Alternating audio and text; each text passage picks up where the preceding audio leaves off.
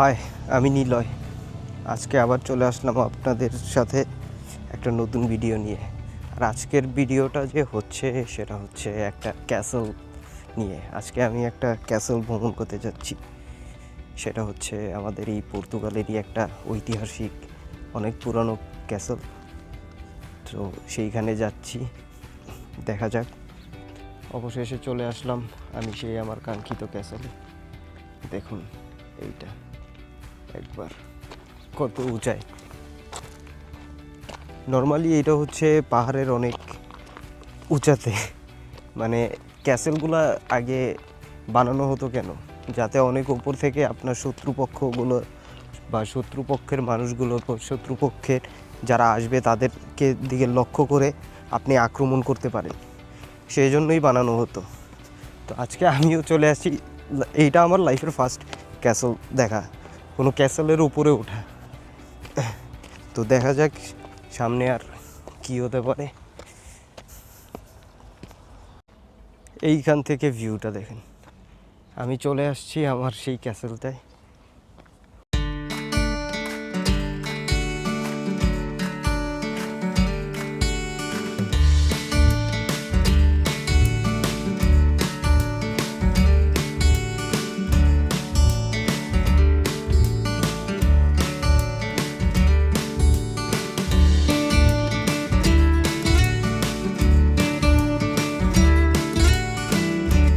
একটা জিনিস চিন্তা করি সবসময়, মধ্যযুগের মানুষগুলাও কীরকম শক্তিশালী ছিল। তা না হলে আপনি যদি একটু লক্ষ্য করুন তো দেখুন কত বড় বড় এক একটা পাথর। এগুলো কিন্তু অনেক বড় বড় পাথর। তো এগুলা দিয়ে ওরা কিভাবে এগুলা তৈরি করতো। এই ভিউটা দেখুন, এটা কত বড় একটা জায়গা নিয়ে। এগুলো পুরোটাই, এটা একটা ক্যাসেল। এই ক্যাসেলের উপর থেকে ভিউ।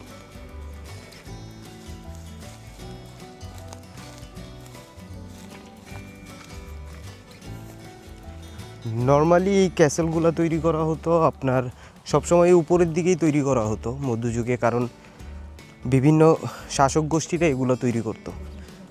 কারণ যাতে উপরের থেকে তৈরি করার ফলে আপনার যাতে আপনার শত্রুপক্ষকে অনেক দূরের থেকেই দেখতে পারে, দেখেই বোঝা যেতে পারে যে তারা আসছে। সো এর জন্যই এগুলো তৈরি করা হতো নর্মালি।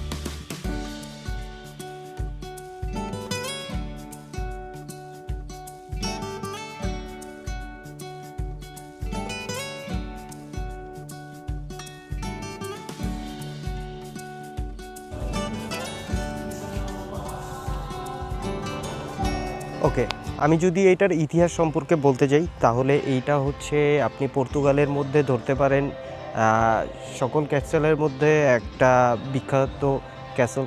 এইটা হচ্ছে ক্যাস্টেলো দে আলকোবাসা। এটা আলকোবাসা অঞ্চলে অবস্থিত। এটার অনেক ইতিহাস আছে, বাট এটার যেটা মেন ইতিহাস এটা হচ্ছে 1147 সালে পর্তুগালের যে প্রথম রাজা, সে হচ্ছে আফসো ফার্স্ট অফ পর্তুগাল, তিনি এটা করে কি মোর সাম্রাজ্যের কাছ থেকে এটা দখল করে।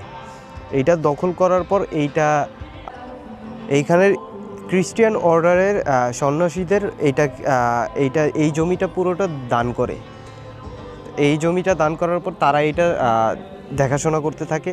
দেন যখন পর্তুগালের দক্ষিণ দিকে আরও সাম্রাজ্য বৃদ্ধি পেতে থাকে তখন এইটার গুরুত্ব কমে যায়, যার কারণে ধীরে ধীরে ধীরে ধীরে এইটার একদম প্রয়োজনীয়তা কমে যায়। যার ফলে এইখানে দেখতে পারেন যে আমাদের পিছনে যে ক্যাসেলগুলো আছে এইখানে কিছু ধস নেমে আসছে। এটা কিন্তু পরিপূর্ণ না।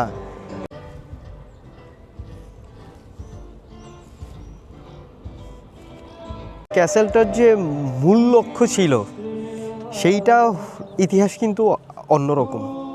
হয়তোবা আমি আমার পরের ভিডিওতে আমি এইটা নিয়ে আলোচনা করব, বাট এইটা আপনি যদি দেখেন, এই যে ক্যাসেল, আর এই ক্যাসেল থেকে কোন জিনিসগুলো লক্ষ্য করা হতো দেখেন, ভিউটা দেখেন, এই সকল জিনিসগুলো সবচেয়ে মূল লক্ষ্য ছিল এইটা। আমাদের চোখের সামনে যেটা দেখছেন এটা হচ্ছে একটা মনেস্ট্রি। এই মনেস্ট্রিটার রক্ষার জন্যই মূলত এই জায়গাটার এত মূল্য ছিল, যার কারণে এই ক্যাসেলটা তৈরি করা হয়।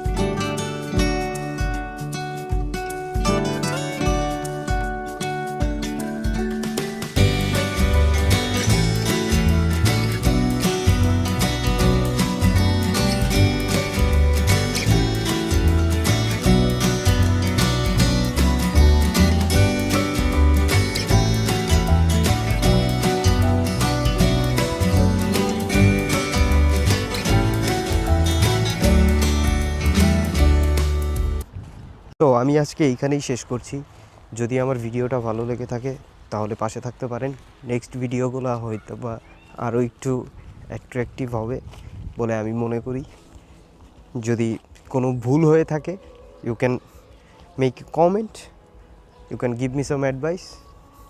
I think I will solve